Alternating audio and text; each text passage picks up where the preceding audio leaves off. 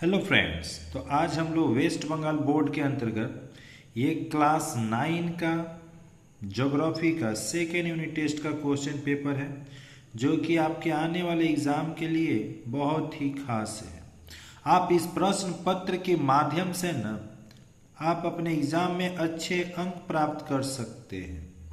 तो चलिए उस महत्वपूर्ण प्रश्न पत्र को देखा जाए जिससे आपको अच्छे अंक आने का चांस है।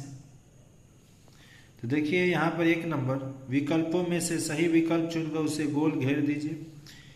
1.1 में 1 डिग्री के अंतर पर कल्पित देशांतर रेखाओं की कुल संख्या कितनी है?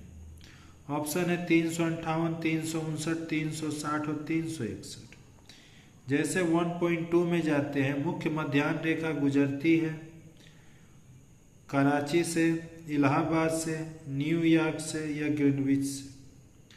जैसे 1.3 में तो हिमालय पर्वत है, गुंबदाकार पर्वत, मुर्दार पर्वत, भ्रमशोत्तर्थ पर्वत या अवशिष्ट पर्वत। जैसे 1.4 में विश्व का सबसे बड़ा डेल्टा का मैदान है, गंगा ब्रह्मपुत्र का डेल्टा या नील का डेल्टा या मिसिसिपी का डेल्टा या यांगसी कियांग का डेल्टा। जैसे 1.5 में आएंगे तो भौतिक अपक्ष द्वारा चट्टानों की परतों का क्षैतिज विलगाव क्या कहलाता है? जलयोजन, उटपाटन, अपदलन या दानेदार विघटन।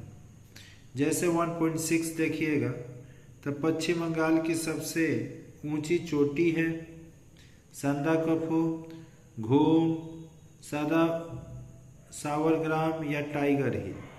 उसी तरह से नीचे 1.7 में इस राज्य की सीमा पश्चिम बंगाल की सीमा के साथ लगी है तो छत्तीसगढ़, त्रिपुरा, झारखंड या मध्य प्रदेश। वैसे ही 2.1 में आइएगा तो सही कथनों के सामने सही और गलत के सामने गलत लिखिए कोई दो।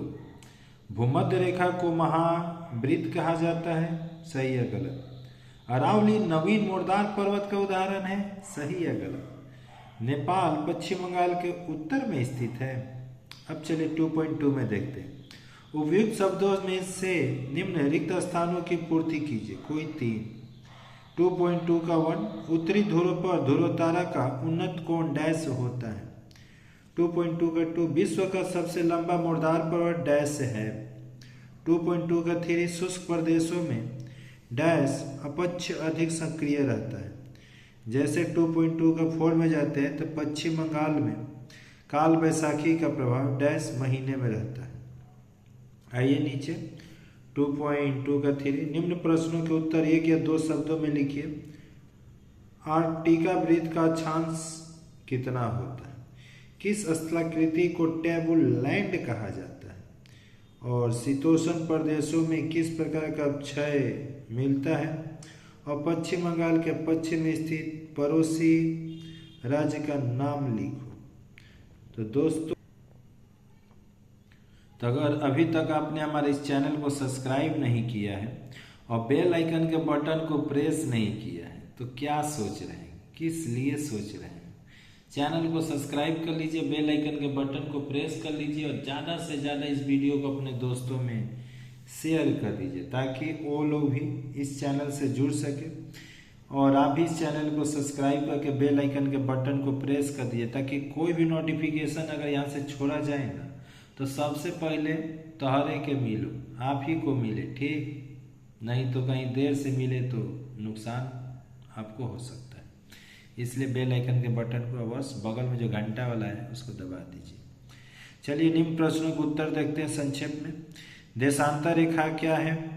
अथवा 2 क्रमिक देशांतर रेखाओं के बीच के समय के अंतर को ज्ञात कीजिए। 3.2 प्लेट क्या है? फिर अथवा में दिया सिस्मोग्राफ किसे कहते हैं? फिर 3.3 में अपक्षय क्या है? तो अथवा में दिया चट्टानों में दानेदार विघटन का क्या कारण है? 3.4 में टाइगर हिल के बारे में संक्षेप में लिखिए। तो यहाँ दिए पश्चिम बंगाल के पश्चिम के पठारी भाग में कौन कौन से जिले आते हैं? जैसे 4 नंबर में आइएगा तो निम्न प्रश्नों के संक्षिप्त व्याख्यामूलक उत्तर लिखने हैं। भूमध्य रेखा का मान 0 डिग्री और उत्तरी और दक्षिणी ध्रुव बिंदु का मान 90 डिग्री ही क्यों होता है? वाह। और इसी का अथवा में दिया है कि अक्षांश रेखा की 2 विशेषताएं लिखिए। और सेक्सटेंट यंत्र क्या है? 4.2 व्रंशोत्थ पर्वत किसे कहते हैं? इसका निर्माण किस प्रकार होता है? अथवा में अवशिष्ट पर्वत किसे कहते हैं? इन पर्वतों की 2 विशेषताएं लिखिए। 4.3 में अपवर्तन को गतिशील क्रिया क्यों कहते हैं? अथवा शीत जलवायु प्रदेशों में किस प्रकार का क्षय अधिक प्रभावी रहता है और क्यों? 4.4 पश्चिम बंगाल की जलवायु को प्रभावित करने वाले किन्हीं 3 कारक का उल्लेख कीजिए। अथवा टिप्पणी लिखिए ताल, दियरा और बरिंद्र। जैसे नीचे की तरफ हम लोग जाएंगे तो निम्न प्रश्नों के उत्तर यहाँ पर देखने को मिलेगा। 5.1 में जब कोलकाता में 88 डिग्री ईस्ट हो तो समय बुधवार का 3 PM बजा हो तो न्यूयॉर्क में 74 डिग्री वेस्ट में समय और दिन क्या होगा? फिर 5.2 में मुर्दार पर्वत किसे कहते हैं? इसकी 2 विशेषताओं को लिखिए। और जैसे नीचे की तरफ आते 5.3 में तीस्ता नदी का संक्षिप्त परिचय दीजिए। हिमालय से निकलने वाली नदियों की किन्हीं 3 विशेषताओं का उल्लेखन कीजिए। तो ये था आपका प्रश्न पत्र और आशा से पूर्ण अवश्य ये प्रश्न पत्र आपके एग्जाम में ज़्यादातर अंक देखने को मिलेगा।